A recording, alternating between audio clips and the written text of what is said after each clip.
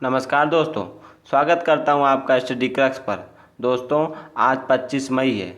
आज ही के दिन हमारे देश के एक महान क्रांतिकारी और देशभक्त डॉक्टर रास बिहारी बोस का जन्म हुआ था। सो फ्रेंड्स, इस वीडियो में हम उनके जीवन से जुड़े उन सभी तथ्यों को डिस्कस करेंगे जिनसे पेपर में प्रश्न पूछे जाने के चांसेस हैं। So friends, welcome to Study Crux. अगर आप इस चैनल में नए हैं और आपको हमारा कंटेंट पसंद आता है तो आप इस रेड बटन को क्लिक करके हमसे जुड़ सकते हैं।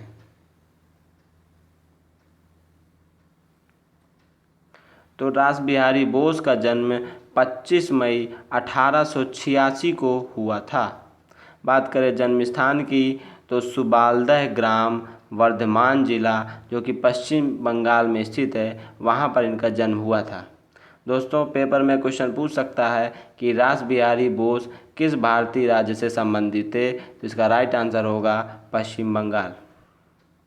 सो फ्रेंड्स, अपनी शिक्षा को पूरी करने के उपरांत इन्होंने देहरादून में अपनी शिक्षा को पूरी करने के उपरांत ये देहरादून के वन विभाग में एज ए हेड क्लर्क इन्होंने वहाँ पर ज्वाइन किया था और कई वर्षों तक वहाँ पर इन्होंने अपनी सेवाएं प्रदान की थी।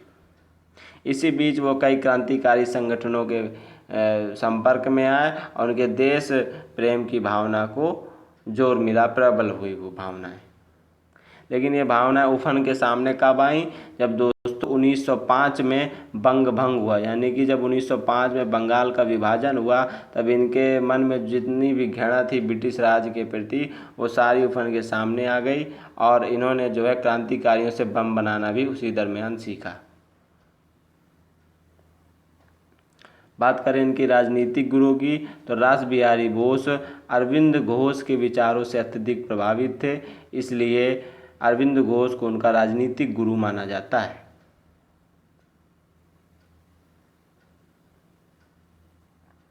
अगला फैक्ट है, जॉर्ज पंचम के दिल्ली दरबार के बाद, ये दिल्ली दरबार दोस्तों 1911 में जब जॉर्ज पंचम भारत आए थे, उसी समय कलकत्ता से भारत की राजधानी को कलकत्ता से दिल्ली स्थानांतरित कर दिया गया था। इससे भी बंगालियों को एक बड़ा झटका लगा था। तो जॉर्ज पंचम के दिल्ली दरबार के बाद वायसराय लॉर्ड हार्डिंग द्वितीय की शोभा यात्रा पर बम फेंकने की योजना बनाने में इनकी प्रमुख भूमिका रही थी। तो जैसा दोस्तों बताया कि क्रांतिकारियों के संपर्क में आने के बाद रास बिहारी बोस बम बनाना सीख गए थे, तो इन्होंने जो है वहाँ पर के जो समय वायसराय थे लॉर्ड हार्डिंग द्वितीय, उनकी शोभा यात्रा पर जो बम फेंका गया था वो इन्होंने ही बम उपलब्ध कराया था। अपनी सूझबूझ का परिचय देते हुए वो जो है देहरादून पहुंच गए थे, क्योंकि उस बम फेंकने में उनकी डेथ नहीं हुई थी हार्डिंग द्वितीय की, केवल वो जख्मी हुए थे। तो जी अंग्रेज अधिकारी इनके पीछे लग गए थे, इसलिए पुनः अपने दफ्तर वहाँ पर पहुँच गए थे और ऐसे नाटक किया था जैसे उन्हें इसके बारे में कोई जानकारी ना हो। और अगले सुबह उन्होंने जनसमूह बुलाकर लॉर्ड हार्डिंग द्वितीय पर बम फेंके जाने की निंदा भी की थी। दोस्तों 1913 में कनाडा में गदर पार्टी की लाला हरदयाल ने स्थापना की थी और वहीं भारत में गदर आंदोलन की जिम्मेदारी इन्होंने रास बिहारी बोस को प्रदान की थी।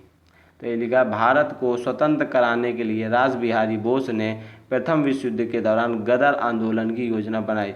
आपको पता होगा कि 1914 से 1918 के बीच प्रथम विश्व युद्ध हुआ था, जिसमें काफ़ी बड़ी तादाद में भारत से अंग्रेजी सैनिकों को बाहर भेजा गया था। तो इस समय रास बिहारी बोस सरीके कई क्रांतिकारियों को लगा कि यह एक उपयुक्त समय है, क्योंकि अब यहाँ पर अधिक ब्रिटिश सैनिक नहीं हैं। तो अगर हम बचे खुचे ब्रिटिश सैनिकों को पकड़ लें या उन्हें बंदी बना लें तो भारत को स्वतंत्र कराना सहज होगा।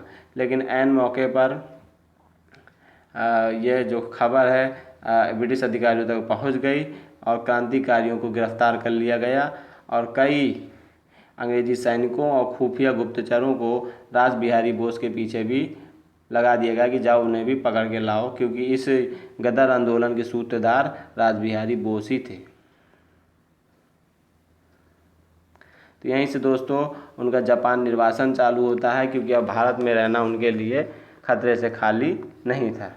तो वो जो है रास बिहारी बोस जून 1915 में राजा पी.एन. टैगोर के छद्म नाम से यानी नकली नाम से जापान पहुंच गए। जापान में जाकर इन्होंने अपना परिचय मशहूर बंगाली कवि रविन्द्रनाथ टैगोर के दूर के रिश्तेदार पी.एन. टैगोर के रूप में दिया है।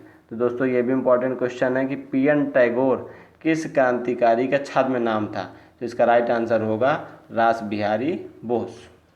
वहाँ पर जाकर इन्होंने स्थायी नागरिकता पाने के लिए वहाँ पर एक रेस्टोरेंट मालिक की बेटी से शादी कर ली। ये आप जैसे कि फ़ोटो में देख रहे हैं, इन्होंने इनसे शादी कर ली। इनकी चूँकि डेथ हो गई थी 1925 में, ये भी याद रखिएगा।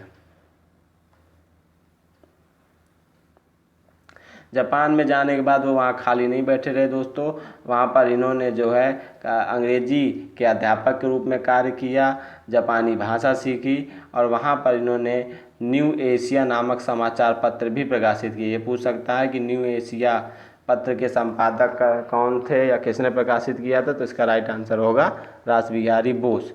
और वहाँ पर जाकर चूँकि जापानी भाषा सीख चुके थे तो इन्होंने रामायण का जापानी भाषा में अनुवाद भी किया था। इन्होंने 1942 में टोक्यो में एक सम्मेलन बुलाया जिसमें इंडियन इंडिपेंडेंस लीग की स्थापना का निर्णय किया गया। ये आप अधिकतर कई बार पेपर में पूछा गया कि इंडियन इंडिपेंडेंस लीग की स्थापना कब हुई। तो 1942 में हुई। और किसने की? तो रास बिहारी बोस ने की।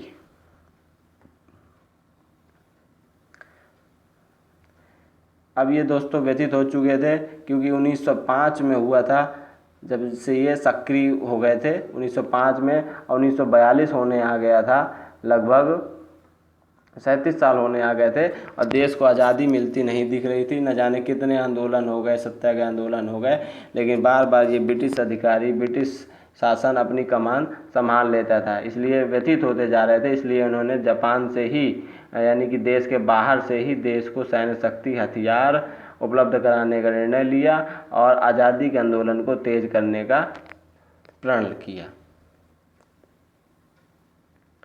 तो 1942 में इंडियन इंडिपेंडेंस लीग की स्थापना के बाद रास बिहारी बोस ने इंडियन नेशनल आर्मी यानी कि INA का गठन जो है इसी लीग की सैन्य शाखा के रूप में सितंबर 1942 में ही किया। यानी उसी साल इन्होंने इंडियन नेशनल आर्मी का भी गठन किया। आगे बढ़ते हैं।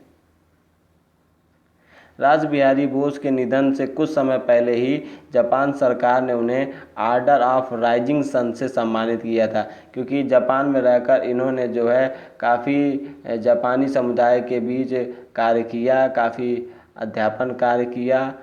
तो वहाँ से कि जापानी सरकार ने खुश होकर इन्हें अपने प्रतिष्ठित नागरिक पुरस्कार ऑर्डर ऑफ राइजिंग सन से सम्मानित किया था।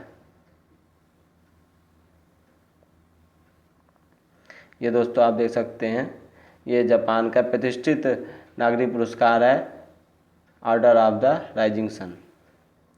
दोस्तों महान रास बिहारी बोस की डेथ 21 जनवरी 1945 को हो गई थी। इसके 2 साल के बाद 1947 को उनके सपने को हरी झंडी मिली और 1947 को अपना देश आज़ाद हुआ। अगर आपको ये सेशन पसंद आया हो दोस्तों तो लाइक, शेयर और कमेंट करना ना भूलें। धन्यवाद।